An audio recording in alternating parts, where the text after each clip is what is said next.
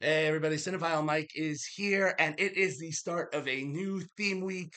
It is day 8 of award season review, season 3. Sorry, I'm a little bit hoarse, but I am going to keep coming at you with 97 reviews in 97 days, covering all of the films contending for award recognition in early 2025. For these reviews, all information is current within 7 days of the recording, because many movies are still in theaters that I'll be talking about, so numbers change, but you're going to be getting the critical response, the box office information, insight into its awards run so far, and my predictions on potential nominations or wins based on the point within the year. And as always, these reviews are spoiler free. Also, please make sure you check out my website, cinephilemike.com, where you can find the ever important, beloved, and informative Where Can I Watch It spreadsheet 2024 edition, where you can track all of the nominations and wins for the films, as well as how to see them. As I said, today is a new week, and it is Gotham Week. As of this posting, the Gotham Awards were last night, and the Gotham Awards, some say, are the kind of one of the unofficial openings to award season because it precedes the New York Films Critics Circle, which are actually announcing their awards tonight. So I'll be able to update with some of that. The National Board of Review wins are going to be coming out this week. And for those unaware, the Gotham Awards are a New York based award ceremony recognizing independent film. So the next 7 films that I'm talking about this week were nominated for one or more Gotham Awards, and maybe there was a winner. We'll see where they end up this season as we progress. This is the really exciting part. We're in it now. Of last year's 7 winners at the Gotham Awards, almost all of them made it to Oscar nominations and or wins. So it's a good predictor. First film up has actually now been in conversation for several months already, which is awards juggernaut distribution company A24, which does have a lot of films this year, but I'm talking about Sing Sing today. Written by the writing partners of Clint Bentley and the film's director, Greg Kwedar, the film is based on a story by them, along with 2 of the film's performers, John Divine G. Whitfield and Clarence Divine I. Macklin, based on Whitfield and Macklin's true life experiences and an article that was written about them that ran in Esquire magazine, which is how Kwedar and Bentley first found out about this story. This biopic, while in theaters this past summer, made $2,403,211 at the domestic box office and an additional $506,312 at the international box office for a worldwide total currently of $2,909,523. Critically loved, the film currently has a 98% critical score from 164 reviews and a 94% popcorn meter based on over 250 ratings. Now, as of last night, this film won the 2 Gotham Awards that it was nominated for. Lead actor Coleman Domingo won for Best Lead Performance, and one of our inspirations of the film, Clarence Divine I. Macklin, won Best Supporting Performance. The film was also awarded from the Gotham Awards with the Social Justice Tribute Award. Also winning the Festival Favorite Award at the South by Southwest Festival this year, the film's already won several awards for acting and Best Film. It has 4 Astra nominations: Best Picture, Best Actor for Domingo, Best Supporting Actor for Macklin, Best Adapted Screenplay for Bentley and Cuidar. So this is definitely going to be a heavy hitter. So, talking about it. At one point in the film, we actually hear one of the inmates exclaim, "We are here to be human again." And a truer quote hasn't been spoken when we step into the dark prison cells and rooms of Sing Sing Prison. Along the Hudson River in Ossining, New York, sits the, well, I don't know if famed would be the right word, but is the prison. Here within these walls is one of the homes to the RTA, Rehabilitation Through the Arts programs. The de facto prisoner in charge of the group is Divine G, played by Coleman Domingo, embodying one of the writers of this film, who was also a former real life inmate, who's trying to clear his name for a crime which he is appealing that he did not commit. Now, in between these appeals, he's kind of the person in charge of the RTA program and puts on plays that star his fellow prisoners, and it is overseen by the watchful eyes of Brent, played by Academy Award nominee Paul Raci, who is the representative from the RTA who comes to the prison to work with them on the shows.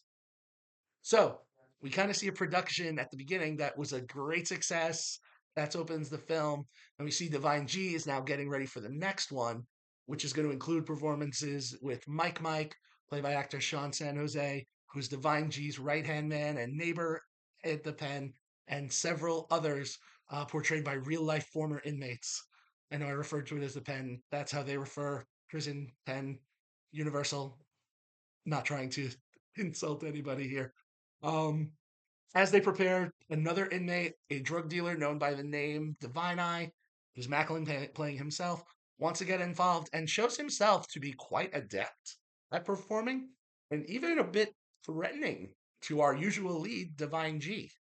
And as we follow the cast getting ready for their next production, which takes some very interesting directions, relationships will be forged and, tested as we journey to opening night.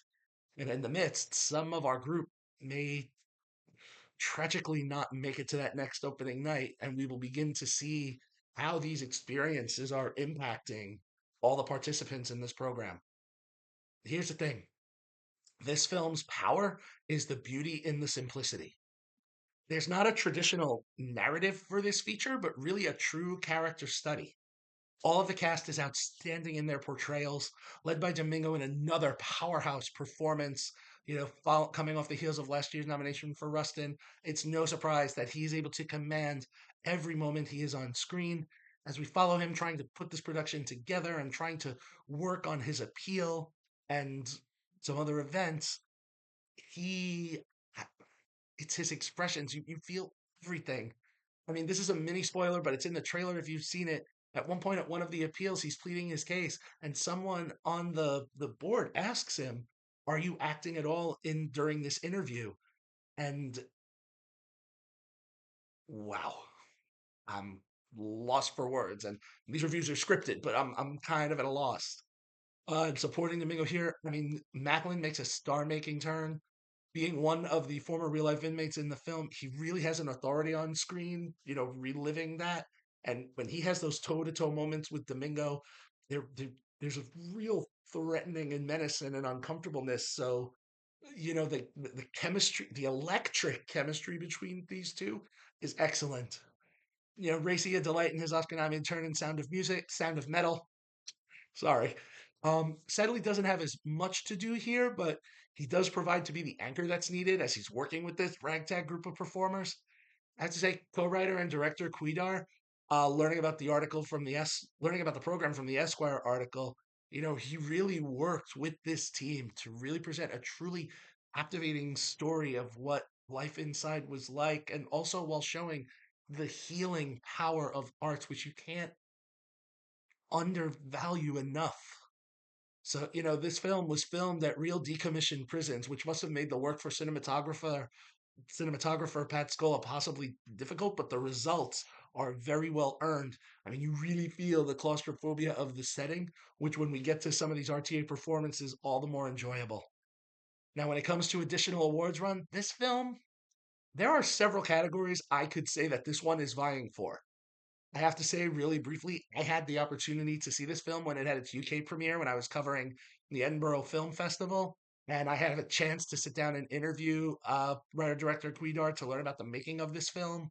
So it was just fascinating. And that's not swaying my review here. I'd seen the film before I met him, but just listening to him talk about the passion for this project and his passion for the arts is just incredible.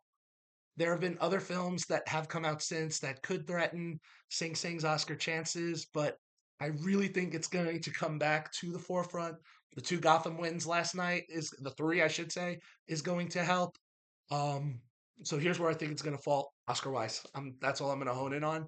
I think Domingo and Macklin are definitely going to enter the Best Actor and Best Supporting Actor races. Easily, this could enter the Best Adapted Screenplay category. I think Kwedar deserves a crack at that best director for his work on this one. Not sure if he'll crack this. A lot of competition in director, but I do think his work is stellar. Also, A24 has a lot of films this season, like I said, especially the one that's really getting a lot of attention now, Honora. But, we'll see. They could split and push. They've, pushed a lot of pieces in the past. They're the competitors that Miramax way used to be years ago. Look, I'm just going to say it. For the second time this season, Sing Sing is a strong, excellent 5-star film for me. This will give you all the feels. You will root for this cast of characters as they accomplish what they do. You will cheer them on as they go through their challenges. And again, this film really does show about how important the arts are for healing, for personal development, for your soul in general. Now, you're probably saying, well, I want to see this. How do I do it? Unfortunately, you might have to wait a little bit, so I'm just stoking the fire right now. Since its release, the film hasn't released on any streaming platforms or demand yet, but it was recently announced last week that they are going to be re releasing the film in theaters probably sometime in January for awards contention, as they are making this a serious awards competitor in their campaign. So stand by, your chance is coming if you didn't get to see it, or maybe you're just dying to see this one again. So there it is. Eight down, 89 to go. Um, well, 88, 89. I can't do math right now. As always, if you like what you heard here today, please click that subscribe button, like the video, spread the word. You can follow me, Cinephile Mike, on all social media platforms and on Letterboxd. If you follow me on social media, pretty soon I'm going to start posting some polls so you can help me choose which films I do in which themes week. You can also find lots of great additional content on my website, cinephilemike.com, including, and I was going to wait a bit, but I think I'm going to drop that tonight. I'm going to drop with this review my interview with Greg Kwedar. So lots of great stuff you want to check. Again, subscribe, like, follow. We are just getting started. But until next time, this is Cinephile Mike saying take a break and watch something new.